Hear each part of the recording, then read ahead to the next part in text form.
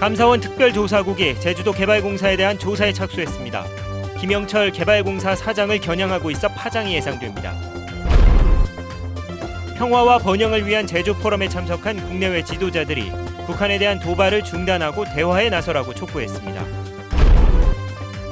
올해 노지감귤 생산량이 지난해보다 10만 톤가량 늘어날 것으로 보여 가격이 폭락할 것이란 우려가 높아지고 있습니다. 제주산 마늘 수매 가격이 사상 최고 수준까지 올랐지만 상품 비중이 줄고 영농 비용은 늘어 농민들이 울상을 짓고 있습니다. 여러분 안녕하십니까? 뉴스데스크의 제주입니다. 제주도 개발공사를 둘러싼 비리 의혹과 내홍이 끊이지 않고 있는 가운데 감사원이 조사에 착수했습니다. 김영철 개발공사 사장을 겨냥하고 있는 것으로 보여 파장이 적지 않을 것으로 보입니다. 김현선 기자가 단독 취재했습니다.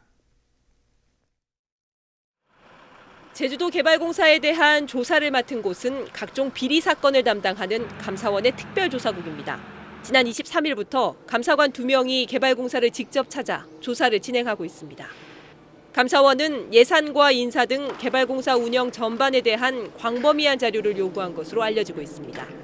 특히 제출된 자료 중에는 지난해 김영철 사장이 취임한 이후 법인카드 사용 내역과 인사부서의 대외비 문서가 포함된 것으로 알려졌습니다. 김영철 사장은 자신의 형제들이 운영하는 식당에서 법인카드로 1,000만 원을 썼다. 지난달 감사위원회로부터 기관주의 처분을 받았습니다. 김 사장은 자신에게 보고하지 않고 독단적으로 업무를 진행했다며 본부장을 해임했고 공금 횡령 혐의로 직원을 검찰에 고발하기도 했습니다. 아직까지는 지금 단순한 사실관계를 확인하는 단계고 구체적인 사실이나 결과가 나오면 이렇게 국민들께 말씀을. 감사원은 현재 사실 확인을 위한 조사 단계로 결과에 따라 본격적인 감사에 착수할지를 결정할 것이라고 밝혔습니다. 감사원이 직접 개발공사를 찾아 감사를 벌인 것은 지난 2013년 전국 공기업 순회감사 이후 처음이어서 내일까지 이어지는 사실조사 결과에 관심이 쏠리고 있습니다. MBC 뉴스 김현선입니다. 동북아시아의 평화와 번영을 위한 제주 포럼에서 북한 핵 문제가 핵심 이슈로 떠올랐습니다. 반기문 유엔 사무총장은 북한에 대한 국제사회의 강력한 대응을 촉구했습니다. 박주연 기자입니다.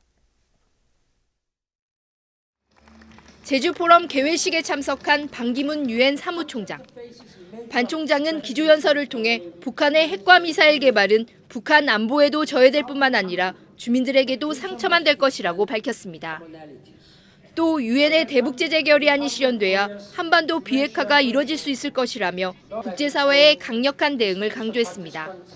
I encourage the DPRK to cease any further provocations and return to full compliance with international obligations. 황교안 국무총리도 북한이 변화의 길로 나오게 하려면 아시아 국가 간 긴밀한 공조가 필요하다고 강조했습니다.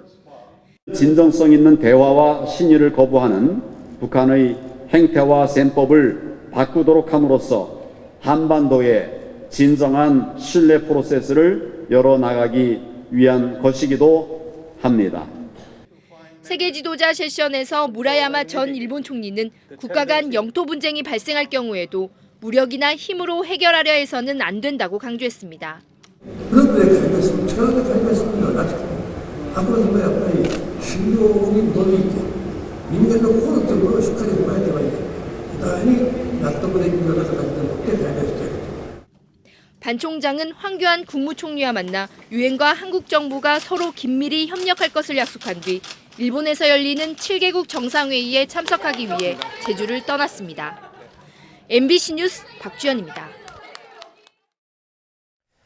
구성지 제주도의회 의장이 예래 휴양형 주거단지 사업 정상화를 위해 의회와 도민사회의 합의가 이루어진 결론을 도출해야 한다고 말했습니다. 구성지 의장은 오늘 임시회 개회사를 통해 이같이 밝히고 잇따르는 공직 비리로 도민들을 볼 면목이 없다며 특단의 조치가 있어야 한다고 당부했습니다. 다음 달 8일까지 열리는 이번 임시회에서는 제주도와 교육청이 제출한 추경 예산안을 심의합니다. 제주도의회 토지정책특별위원회는 오늘 간담회를 갖고 의회 차원에서 추진할 도민 맞춤형 주거안정 대책과제를 확정했습니다. 특별위원회는 세대 연령별 주거 실태와 주택 수요를 예측해 주거 취약계층을 포함한 계층별 주택 공급 전략을 모색하고 도민 중심의 주택 분양 정책 설계 등을 포함한 제주도민 맞춤형 주거 안정 대책 과제를 추진하기로 했습니다. 또 7월 5일로 끝나는 특위 활동 기간을 연장하기로 했습니다. 올해 노지감귤 생산량이 지난해보다 대폭 늘어날 것으로 보입니다. 지난 겨울 한파의 영향 때문에 감귤꽃이 많이 피었기 때문인데 가격이 폭락할 것이라는 우려가 커지고 있습니다. 현재훈 기자가 보도합니다. 제주시 애월읍의 한 감귤밭. 감귤꽃이 진 나뭇가지마다 작은 열매가 수북하게 달렸습니다. 아마 못해도 예년에 비해 가지고 30-40% 이상 더 달렸다고 봐야죠. 못해도. 농업기술원이 이달 중순까지 감귤원 450여 그루에 꽃핀 상태를 조사한 결과 지난해보다 68%나 많이 핀 걸로 나타났습니다. 이에 따라 올해 감귤 생산량은 61만 톤 안팎이 될 것으로 추산했습니다. 지난해 51만 톤보다 10만 톤가량 많은 양입니다. 지난해 가을부터 감귤꽃이 피기 좋은 날씨가 이어진 데다 갑작스런 한파를 겪은 나무에서 이상 현상까지 나타났기 때문입니다. 감귤나무의 생리적 화분화 시기인 9, 10월에 일조 조건과 강수량 조건이 평년에 비해서 아주 높고 좋습니다. 저온에 의한 약간의 스트레스가 오히려 꽃을 증가시키는 요인으로 농정당국은 자연 낙과가 끝나는 다음 달부터 열매 쏟기를 대대적으로 추진해 적정 생산을 추진할 방침입니다. 7년 만에 가장 많은 감귤 생산량이 예상되면서 사상 최악의 유통 처리난을 겪은 지난해 악몽이 되풀이되지 않을까 농가의 우려가 커지고 있습니다. MBC 뉴스 현재훈입니다. 올해 제주산 마늘 가격이 사상 최고 수준까지 올랐습니다. 하지만 궂은 날씨 탓에 제값을 받을 수 있는 상품은 줄고 인건비는 오르는 바람에 농민들이 울상을 짓고 있습니다. 이소현 기자입니다. 햇마늘을 실은 트럭들이 농협 유통센터 입구에 줄을 섰습니다. 마늘 수매에 앞서 품질 검사를 받기 위해서입니다. 그런데 수확한 마늘을 규격판에 넣어보니 지름이 5cm가 안 되는 중품이나 하품들이 대부분입니다. 마늘이 성장을 못해서 제대로 발육을 못해가지고 마늘이 스스로 잘 다가면 자라. 네? 상품이 큰 것이 별로 없어요. 전체적으로 밭을 자라요, 잔잔. 올해는 수확을 앞둔 4, 5월에 잦은 비 날씨가 이어지면서 작황 부진으로 마늘알이 작아 상품 비율이 낮아졌습니다. 올해 제주산 마늘 수매 가격은 상품 기준으로 1kg에 4,200원. 역대 최고치였던 2012년보다 1,000원이나 높습니다. 하지만 상품 비중은 20-30%에 불과하고 생산량도 7%나 줄어 농가 소득은 제자리 걸음을 하게 됐습니다. 반면 영농 비용은 대폭 늘었습니다. 부동산 폭등으로 지난해 평당 1,000원이던 밭 임대료는 올해는 3,000원까지 올랐습니다. 건설공사장의 일손을 빼앗기면서 인건비를 올려도 인부를 구하기 힘든 형편입니다. 어려운 거는 인부지. 인부 구하기 힘들어 지금. 그래서 군인들 들여다가 하잖아요. 농민들은 가격이 올라도 정작 손에 쥐는 건 달라진 게 없다며 허탈해하고 있습니다. MBC 뉴스 이소연입니다.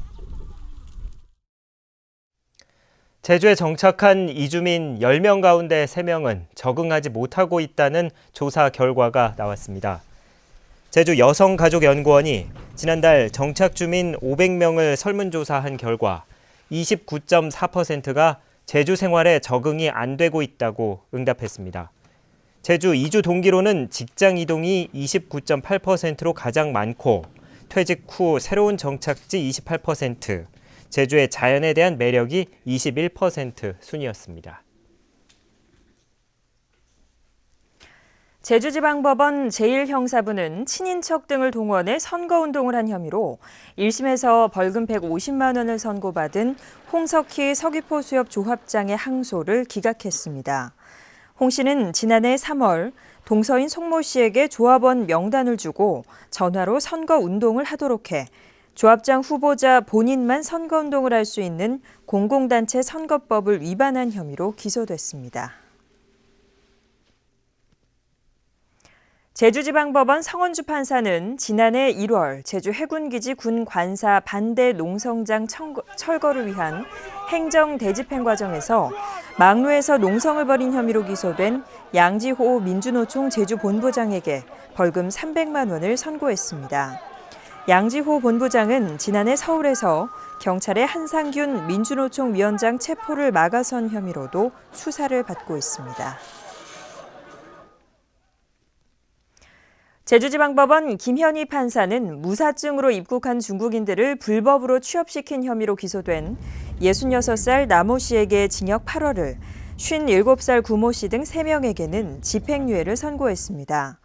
이들은 지난해 10월부터 제주시 구자읍에서 무등록 직업 소개소를 운영하면서 중국인 불법 체류자 30여 명을 무밭이나 건설 현장에 취업시키고 알선료를 받은 혐의로 기소됐습니다. 한화 꿈에 그린 아파트 불법 전매 의혹과 관련해 제주시가 무등록 중개사 2명에 대해 경찰에 수사를 의뢰했습니다. 제주시는 지난달 29일 꿈에 그린 모델하우스 공개 현장에서 일명 떴다방으로 의심되는 명함 2장을 확보해 제주 동부경찰서에 수사를 의뢰했다고 밝혔습니다.